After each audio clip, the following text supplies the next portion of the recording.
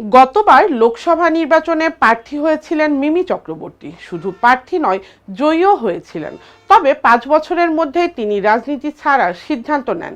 এমনকি এবছর তিনি লোকসভা নির্বাচনে লড়ছেন না। তার জায়গায় এবার যাদবপুর কেন্দ্র থেকে প্রার্থী হয়েছেন সায়নী ঘোষ। গত ফেব্রুয়ারি মাসে দলের কাছে পদত্যাগপত্র পাঠিয়েছিলেন মিমি। এখন তার ধ্যান জ্ঞান সবকিছুই অভিনয়।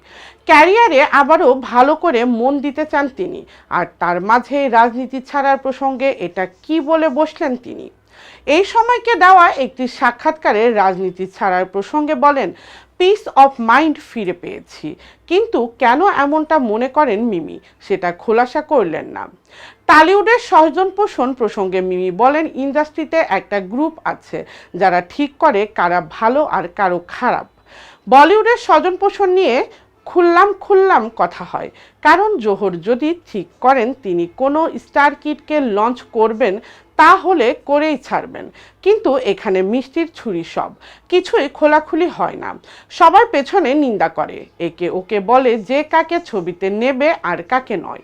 মিমিকে আগামীতে আলাপ ছবিতে দেখা যাবে। এই ছবিটি পরিচালনা করছেন প্রেমেন্দু বিকাশ চাকি। ছবিতে মুখ্য ভূমিকায় দেখা যাবে আবির চট্টোপাধ্যায়, মিমি চক্রবর্তীকে।